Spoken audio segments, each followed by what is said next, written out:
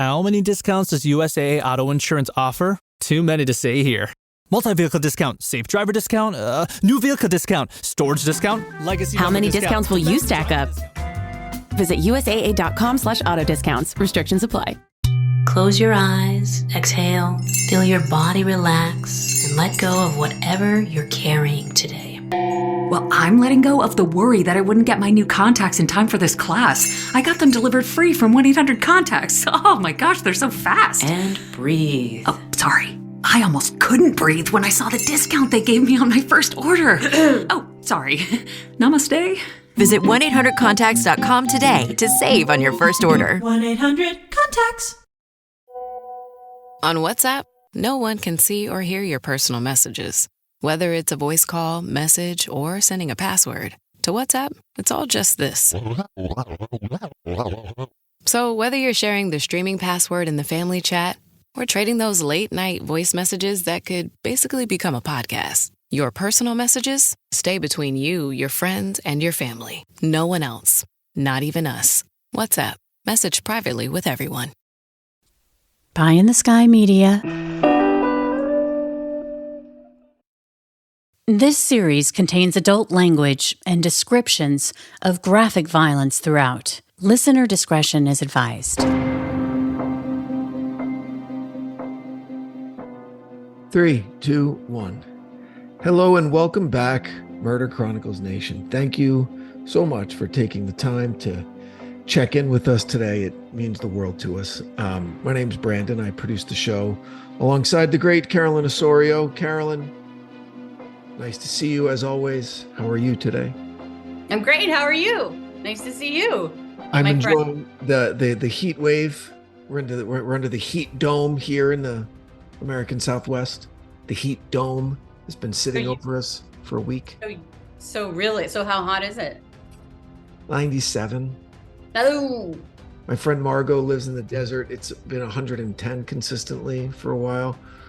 My friend was in Palm Springs over the weekend. It hit 121 in Palm Springs. Yeah. I think I saw something where it was like the hottest. Man, are we going to sit here and talk about weather? Oh my gosh. Please. Yeah, well, when put it's us out of our misery. Right. No, well, when it's something that, could. Yeah, it was the hottest on record. Could determine, the fate of humanity, we might want to talk about it. Right? Could be 130 in Death Valley. Mm-hmm. That is the hottest place on earth, and it's been 128 there before, so it's, it sounds like a lot, and it is. It's a lot. But yeah. Anyway. Do you have AC? I'm hearing the crickets. I do have AC. Yeah. Okay. Very lucky.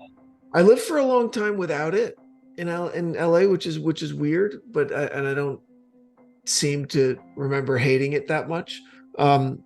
But it's very nice. It's very nice having it. Like I never had AC growing up in Jersey, in the Northeast. The summers are really hot and really, really humid. I know my parents had a window unit in their bedroom, and my brother and I guess, just fuck off, suffer. I guess the attitude in the household, but you were kids. You don't need that. I guess so. We didn't know any better. So yeah, so that was that. So let's talk about this Canadian murder mystery, and fairly recent, 2017. And one of the interesting things that I found right off the bat, which I wrote down, which was the patent info, like how patents work. Like I knew that, there's generic drugs and that, like, I'm not sure how they would do it. And I was aware that it existed, but I was also aware that I didn't understand what the legalities of it were in the time frame and all that. And so you have 18 years, but you really only have 10. Is what he was saying, basically, because it takes you at least 8 years to get through all of the approval processes that are, required, thankfully, as they should, for these pharmaceuticals. So, I remember I was watching years ago, The West Wing, and someone was complaining about how drugs are so expensive. The pill costs them 50 cents. And I go, yeah, but the first one cost $2 billion. Right. Mm. And so that makes sense. So 8 years and all of this money, and you have 10 years to make your money back before these vultures come in right? Your arms just look like bird of prey. Yeah. And they piggyback on your work, and they're allowed to do it.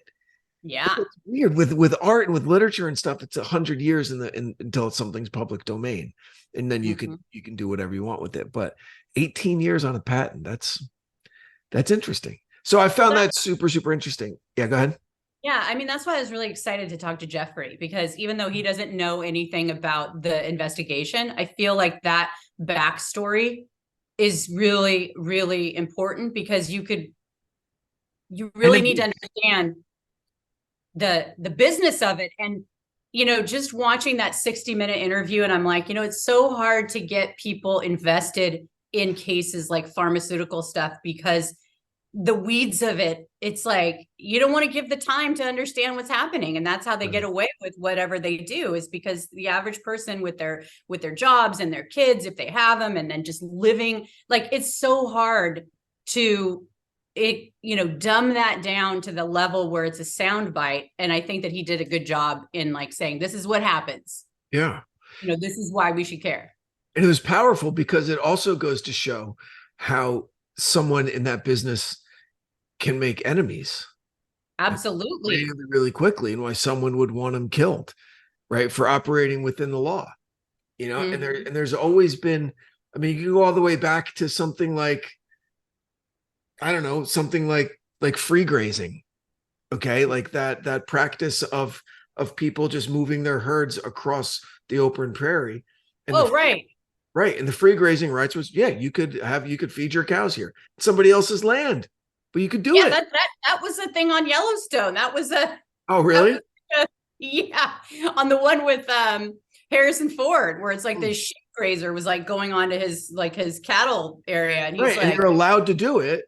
Well, in that time period, you weren't. So they knew that they weren't supposed to be going on the land of that family land, and they did it anyway, and they ended up almost getting anyway. It's like, yes, you're not right. It's just so you want to, I mean, I guess you could call it a loophole, but it's not. It's what the law is. Okay, but people who spend all of that blood and treasure to come up with a new pharmaceutical, and then you have barely 10 years to make your money back. I wouldn't look too kindly on people just kind of swooping in and standing on my shoulders and making it for a 10th or a 20th of the cost. Like, but they're still making, like, I mean, okay, even though separating this guy as being, the generic guy, I wrote a piece in the Huffington Post about like EpiPens like a decade ago or 6 years ago or something, because my son, he has a tree nut allergy, and it was like they were charging $600 for this EpiPen that you had to have at school. And a lot of people, it's like your kid's not going to school if you don't have it. So you actually need two, and so then there was that whole Martin Shrek, that one guy that was just like really the farmer bro. Yeah. Right. So I think that, like, it's not like the people that are making billions of dollars in that 18 years are just like, oh, they deserve everything they get, because they do it too. But you can clearly see how this guy coming in and just like, okay, it's my time. But I mean, that's the law, Yeah. And that sets the market, basically. Right. Like I've always heard like Canadian pharmaceuticals or get them down to Mexico. And I thought that all was a function of kind of government regulation, right? It's easier to get them there. And I'm sure that is a big part of it also. But for, like, I had a buddy of mine, a kid, I don't know, he's probably 35 now, but he's diabetic, like the bad diabetes. I don't know. Type 1. Okay. Where he's got the little, it's about the size of a pager. For anyone who's, younger than 50, a pager used to be a way that people communicate with each other before there were cell phones. But it's, I don't even know what a pager is. What are you talking about? So it's about the size of an AirPods case. Okay. And it attaches like to your skin, and was constantly feeding him like micro doses of insulin, like nonstop. And insulin got so expensive in the couple of years that I knew him. It went up by like 20 times to get this life-preserving meds. Right. So the generics, could be something where it's like, it really helps people, like in the example of the EpiPen, where it was like they had the market. There were no generics. You had to use, and they had that certain distribution where it's like, that you stick it right in. And so it was like they had that. And if you're like, what are you going to do? You have no other choices. So I think that, generics definitely have their place. But as it relates to this case, this guy was hated. Yeah, it's weird. I mean, I guess it feeds into a larger discussion about, the virtue of socialized medicine. And if it wasn't, if pharmaceuticals weren't a for-profit industry, okay, if it was completely subsidized by the government, solely with the focus of keeping the tax-paying populace as healthy as possible and alive for as long as possible to pay as much taxes as possible, right? Which would contribute to the financial and economic health of a nation. Then we're really going to lose people in this.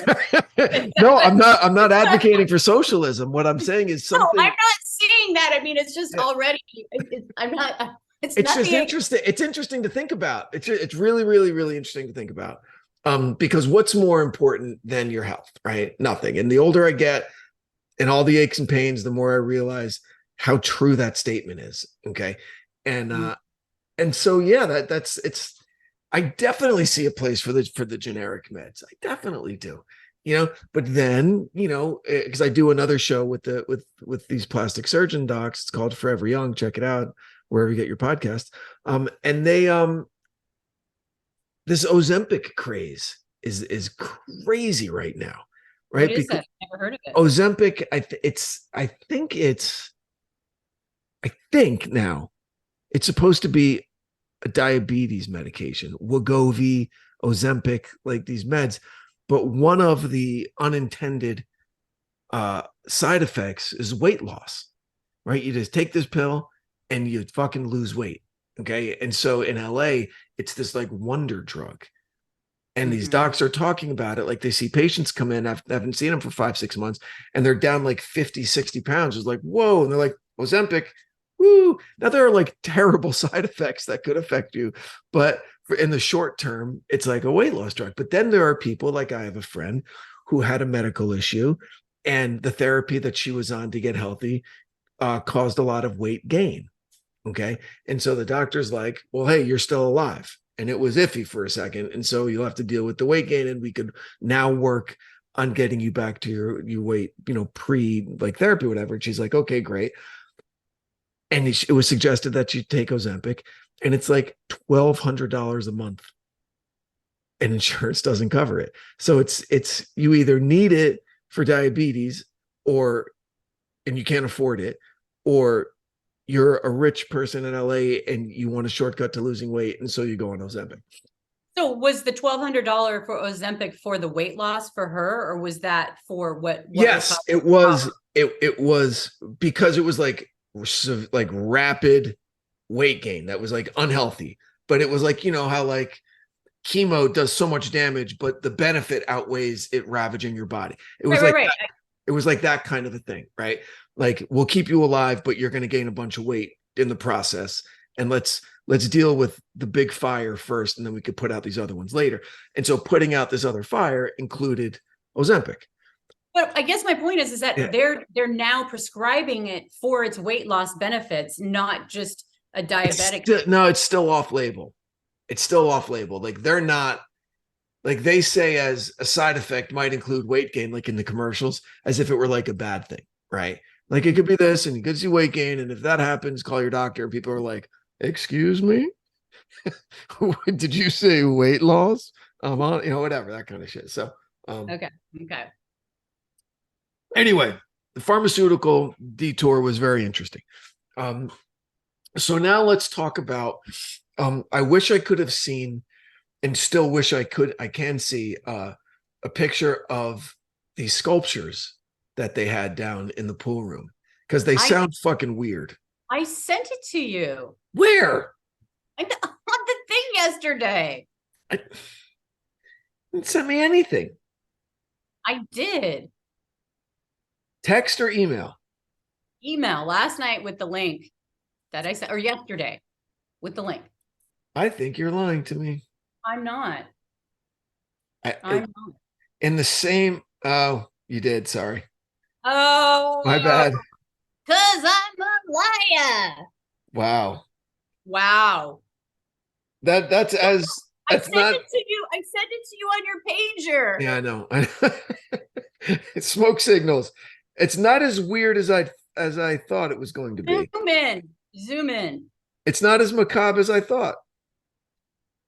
I think that when they're in the position of that it takes on a whole nother level, you know? Yeah. Well, so that was interesting, and it was a nice slow burn the way that you structured the episode, which was nice. Okay, you let us know about the guys, how the couple, how long they've been married. You know, I was chilling with the housekeeper for a while, like thinking, oh man, that's a big fucking house for her to clean and blah, blah, blah, right, and all that. And then now we shift focus to the real estate agent. All right, I'm like, she's looking at what, a $5 million house. She's looking at what, a $250,000 commission. She's super fucking stoked, right? She's like, I love getting into your head. Oh my God. She's like, I got someone on the hook. This is awesome. To the point where, you know what's funny? It's because you've been in both scenarios: the housekeeper, oh yeah, and the real estate agent getting the big commission. That's how you can relate, because I can't do. I totally relate. And to the point where, you know, the real estate agent was maybe dismissing some things that were out of place. Shh. Hear that? Big waves are calling. Dive into refreshment with Kona Big Wave. Tropical flavor and the taste of aloha in every drop. This summer, don't just listen. Join Kona on the Big Wave Bonfire Tour. More information at konabigwave.com/bigwavemusic. Kona Big Wave. Liquid Aloha. Copyright 2025 Kona Brewing Co., St. Louis, Missouri. Mahalo for enjoying responsibly. So good, so good, so good. Ready to rack to school and save big? Get to your Nordstrom Rack store today for thousands of deals from just $20. Because I want to look fresh. How did I not know Rack has Adidas? I got a new backpack. Score everyone's favorite denim, sneakers, boots, and activewear from Nike, Levi's, Steve Madden, Madewell, and Free People. Great brands, great prices. Everyone's got a reason to rack. Shop Nordstrom Rack and make it the best school year ever. Like, yeah, so they're not home. They're always home. No big deal. I've got to close this. I'm closing this house. They want to see the pool. And that's the coup de grace. They suffer through the other 11,000 square feet of the house, right? Like, oh, another bedroom and a bathroom. Yeah, great. Where's the indoor basement pool? Show me the good stuff, okay? Right. Save the best for last. Save the best for last. Yeah. The consummate salesperson, right? Yeah. And then it turned into like a horror story, you know, like in those old horror movies from the 70s or 80s, where you open the door and the audience sees the bad guy in the shadows, but the young coquettish ingenue doesn't see him yet, and she's about to have sex with her boyfriend, which leads to certain death in 80s horror movies, right? So, and we know that someone's there. Isn't that totally true? How the girl who had sex was the one that got killed first to die. Yeah, first to die. When I found that out, like, I didn't like come to that on my own. Like, I didn't like, wow, there's some, I mean, obviously psychologically girls have been taking that in since, you know, out of the womb. Like, oh yeah, this is what happens to you if you're a bad girl. Like, you're going to fucking die. But it became front and center in these horror movies. If you have sex, you die horribly first as a punishment for your sin. Are you sure you're not writing those scripts based on that's what they want you to think? Intensity of your, like, going back over it now, it's funny, and it's in how on the nose and disgusting it is. But you know those scenes I'm talking about, right? Yeah. Like just before the light goes off, you see the dude, you're like, they're all gonna die. And so imagine that indoor pool. It's beautiful, it's opulent, it's gorgeous, and then across at the other end, you see the owners of the house kind of sitting there, strange, posed. You had just seen the art and didn't like it, right? Like, that's not really my taste. That's kind of a little fucking weird, whatever. Guys from Philly are weird anyway. So a Philadelphia artist, what do you expect? But no, just kidding, Philly. I love you. And then to see them sitting there, probably posed very, very similarly, and you don't know what the fuck's going on. That would freak me out. And I think that the fact that they didn't even walk in is really telling. Like, You wait could a tell second. something's wrong. We're going to sit here and we're going to look, but we're not going to walk in. You know what I mean? Like, I just think it's funny that none of them wanted to walk in there. They all knew something was fucking. I'm sure someone said, "Oh, excuse me, you're not supposed to be here when we're showing the house, dipshit. Like, you know the rules." But I mean, no I just one find answers. it weird that they didn't walk in. And not because I'm judging them for not walking in, because I can imagine in that moment, it's kind of like they weren't expecting it. And then it's like, what do you do? But so they must have looked enough, because she had even said, the real estate agent had said that she thought that they could have been doing yoga. Right. You know, and so so it's like, did you really think that? You know, they're not right. So, well, to your point, to that point, the reporter for the Toronto Star, yes, who made sure that we knew it was the largest paper in Canada, he said something that didn't translate in audio. When he said they were sitting like this, and he went into some kind of pose, and it wasn't explained how he was. So it was back. What Carolyn's doing right now is she's reclining back in her chair. Right, like you're in a chaise lounge, or like you're in a dentist's chair or something. Did he go that far back? Yeah. He didn't go that far back, but he went back, and then there's the loop of the men's belt kept them in place. That's what kept them upright. So the belt didn't go straight back to the wall. The belt must have been attached a little higher up on the wall. It was attached higher to the rail. The railing. Oh, the rail. The pool railing. Right. So the angle of their reclining was, if not a dentist chair, maybe like a barber's chair, like if you're getting a shave. Yeah. Okay. All right. That's weird. Almost like you're laying out in the sun, poolside in your indoor pool. I just think that it must have just been like, we're out of here. Right. But that reminded me of, that's how people kill themselves in prison. Right. Yeah, so what they would do is, and it's been in some TV shows and stuff, but like a towel or a bed sheet or something, and then tied on a doorknob behind you, and then you just lean it, you put your weight into it. So you're sitting and you're crouched, and that strangles you. So the fact that it was originally thought to be a murder-suicide, because she had trauma to her face, underneath her eye, someone whacked her in the eye, and then he didn't.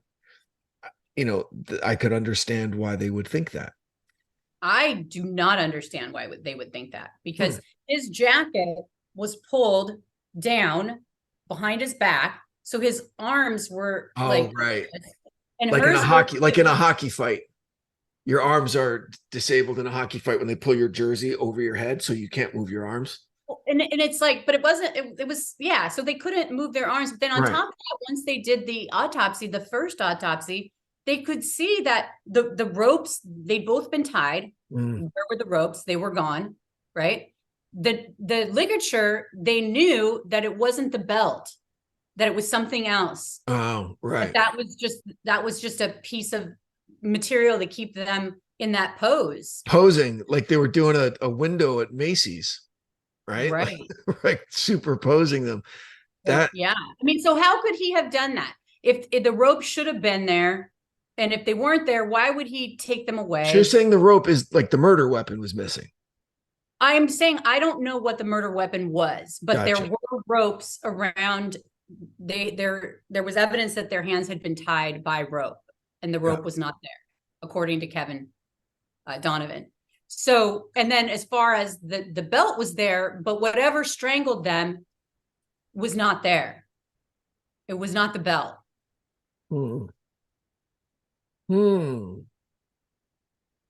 That's interesting. And this guy, the author, who scored the interview after Homeboy got knocked around by Leslie Stahl, he wanted a nice soft landing, right? Yeah. That was a great clip. Leslie Stahl does not give a fuck. She's great. Yeah. He is great. No, it was a really Well, we great have a letter. Well, let me read it. Okay. I know. You are. I had to stop myself from adding more because of your comment a couple of weeks ago when you're like, you sure were giving lots of props to this podcaster, Carolyn. Well, yeah. And I was like, you did, but what? Okay. Okay. Well, all right. Restraint is what is that? I forget the phrase, but it was interesting to hear him on the hot seat like that. Like, and I wasn't aware of how big time this guy was. I mean, to be on 60 Minutes, even in the negative, means you've done some shit. Like, you've done some business, you've made your mark in a huge industry. And and he had his goons, and he had his lawyers, and he had his whatever. And she refuted everything that he yeah, said. and she had the receipts, which is the thing.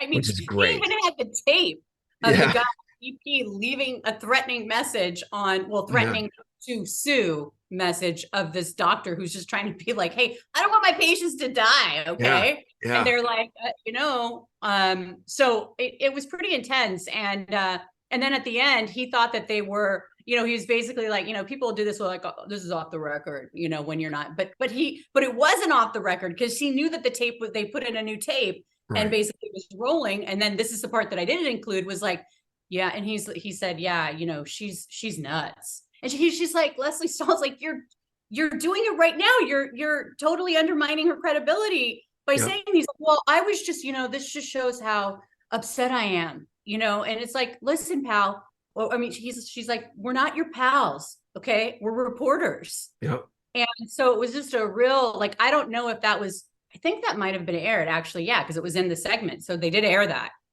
So yeah, he had a lot of damage control to do with that interview. And then on the flip side, there were these massive philanthropists giving away hundreds of millions of dollars to causes across Canada. But you summed him up really, really nicely. Like, he loved to make money and he loved to give it away. But that first part, loving to make money, I mean, that is a drive, that is an ambition, that is, a lot of ego involved with that, and a lot of confidence, and a lot of I'm smarter than you involved in that, and a certain degree of not really treachery, but of I'll do what it takes kind of stuff, Yeah, there was definitely like a duality to this guy that I wasn't really kind of tracking, and I tried to understand it a little bit more with Jeffrey, because obviously he'd met him, and I didn't like, all these kind of dodgy businesses that he was involved in. There's this. It seems like on the one hand he's got this $1 billion business. He's the pharmaceutical, giant, and then he's doing these like side, like, let's start a brewery or something with this other guy, like a movie producer. And Jeffrey said it. Jeffrey's the DiCaprio body double, right? That's Jeffrey. Okay, he said it. He summed it up nice. I think it's maybe a little heavy-handed, but I know what he was getting at when he goes, that's like mob stuff, right? Mobsters are like, oh, sure, I'll invest in your little business as long as you keep doing what I need you to do for me. Because what you do for me on the side is worth a hell of a lot more than whatever I'm going to invest in your little shitty side business. So these businesses that this guy was investing in, he obviously was doing other things with these people, right? That were a lot more valuable to him. And so that's like it's a little mob empire-y kind of up in Canada, the nice way of doing it, because they're Canadian. So it's nicer. They're not breaking legs or burning buildings down or anything. But so I'm interested in in part 2. I don't know if I'm going to learn more about his wife, or if she was just collateral damage and she liked being a rich socialite and doing shit, which is great. More power to her. I wish I could do that. Would you really want to do that? Yeah, I probably would. That'd be great. Which part of it? That'd be great. When you go to like parties, do you love going to parties and just? No, I hate going to parties because I hate going to parties. Okay, so that's why I'm like, I can't even see you doing that. But like, I don't have. If you said, all right, bringing like champagne from a flute and like holding an hors d'oeuvre, I mean, really? If it was different, if it was like, if you're like, okay, Brandon, you have $1 billion, all right, and go be a socialite for like 5 years and and make as many people's lives better as you can, that would be different. I'd go to parties and I'd find interesting people that have good ideas for businesses, or that are maybe, jammed up and are in a lot of trouble and need help and they're afraid to tell anybody, and be like a little money superhero and fly under the radar. That'd be fucking great. I'd go to parties all the time to do that. But now, no, but that's the thing. You can't go to those parties. You have to go to the ones that she went to. If you wanted to be like Honey Sherman, could you do it? I wouldn't do it. Okay. It doesn't sound fun. I don't like going out like that. I just don't like being in crowds. Crowds could turn on you in a second. I don't trust crowds. I'd rather just be home with my wife and kids. That's all.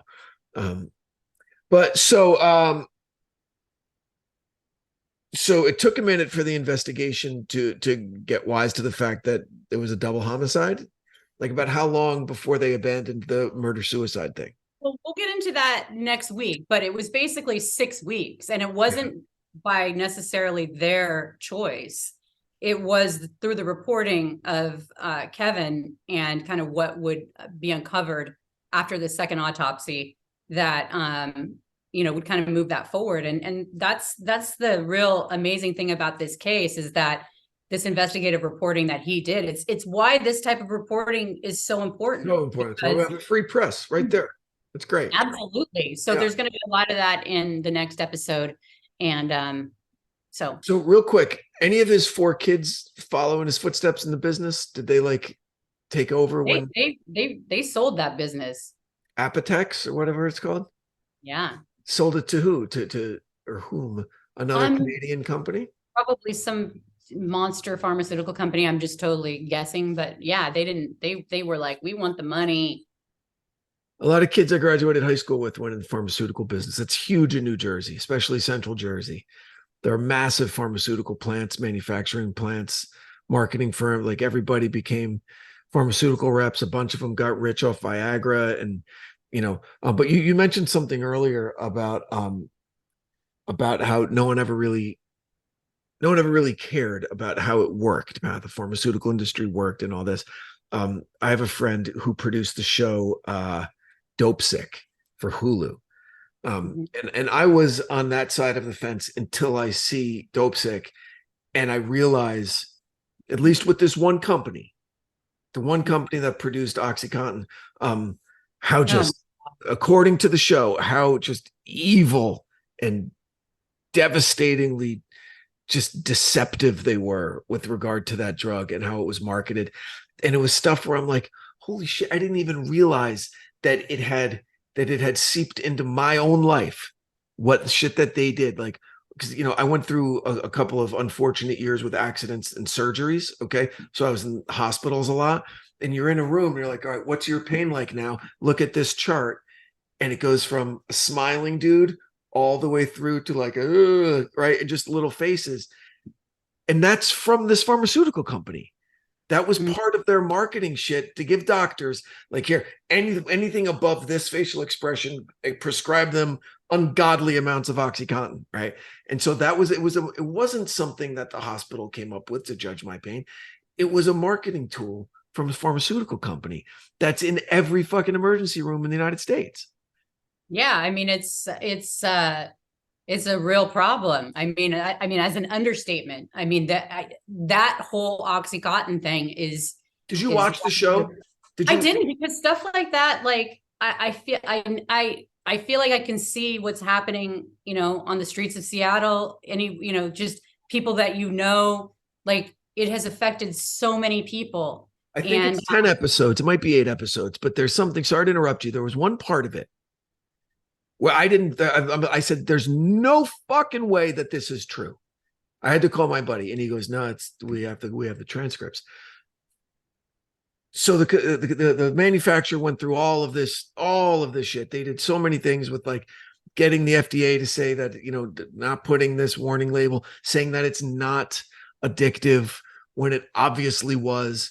And it gets all the way to the point where they're in court, and they hire this expert to refute the withdrawal symptoms claim.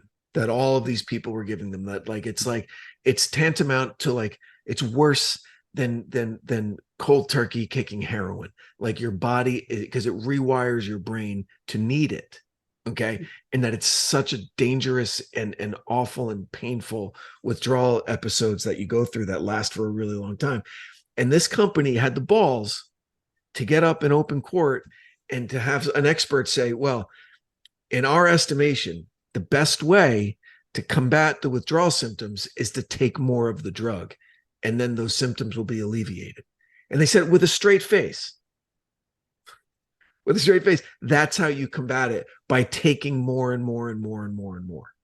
And they, I don't know if you watched that movie with, oh gosh, who's the actor that plays Hulk? I'm forgetting what his name is. Mark Ruffalo. Yes. Mark Ruffalo's great. Yeah. Okay.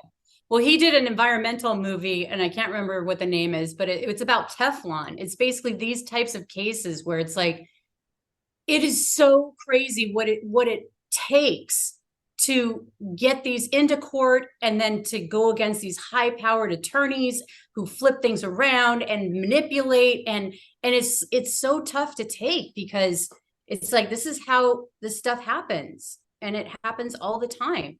Yep. For every case that isn't brought to the surface, think of all that, whether it's environmentalism, if it's drugs, if it's, people in jail that shouldn't be, like, it's just hard to, and that's what I'm saying. Like, it's hard to watch these things, because it's like, it gets you out of your bubble that you're in. But then you think, well, what can I do? How can I change this? How can I help?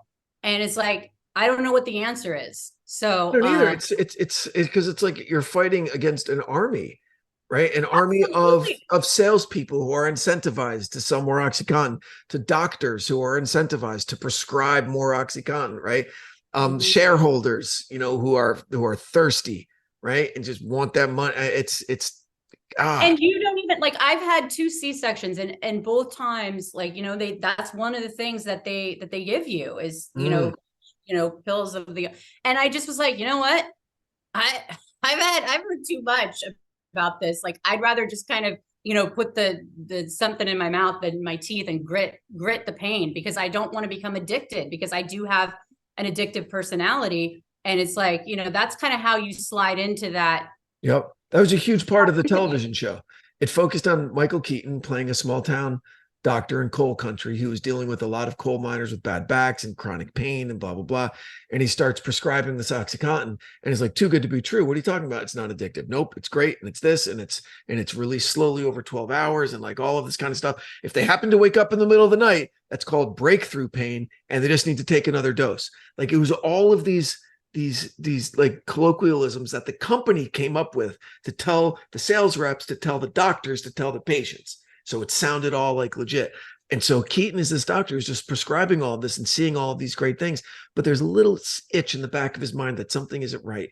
And then, completely unrelated, he gets in a car accident away from home, and he's like somewhere near Philly, and he has to go to the doctor, and the doctor's like, what's your pain level like? Oh, it says, okay, well, I'll start you at like 40 milligrams of oxy. He goes, well, that's a large dose. I'm a physician, and they usually start with 20. He goes, well, with where your pain's at on this chart, right? Like, he becomes, right, what he's at. And you see him just for a second, like, I don't think I should do it, but he did. And he becomes hopelessly fucking addicted and just explodes his entire life. And it's such a sad fucking cautionary tale. And it was done so well. If anybody hasn't seen Dope Sick, you should go see it. Well, and one last thing, those doctors are incentivized to basically, they were giving out so much money to do that, and giving away, vacations to their sales reps and bonuses and automobiles, and making it a competition, and brutal. Okay, well, look, very, very much looking forward to part 2 of this. I want to see if there's justice for this nice couple. And I want to hear more from the Leo DiCaprio body double. That guy's fucking crazy, and I love him. And I want to hear more from him, and I hope I do. So well done on part 1 of this. Oh, and we didn't even talk about Cui Bono, which is a great saying and great title. And I love the cold open of the show also. It was fun to edit. So thank you for listening, Murder Chronicles Nation. Part 2 is coming next week. Please don't miss it. As always, please consider supporting the great companies that support our show. Without them, we wouldn't be able to do what we do. Carolyn, another wonderful episode. Thank you. Anything you'd like to add? No, thank you. Thank you for listening. Thank you, Branden Morgan, for your amazing, wonderful work. We don't deserve you, and yet you grace us with your presence every week. And I don't know what we would do without you. Shrivel up and die, I guess. I think that's what you're doing right now. No, I can take it. You're speaking the truth, sister. Lay it on me. Come on. Okay. God, I gotta go do something. All right. Thank you again. Until next week, everyone stay safe out there. Murder Chronicles Nation. Goodbye. Goodbye. The Murder Chronicles is a pie-in-the-sky production recorded live in the beautiful Pacific Northwest. We are produced by Branden Morgan and myself, music by Soundstripe. For Pie in the Sky Media, I'm Carolyn Osorio, your writer and host. Thanks for listening.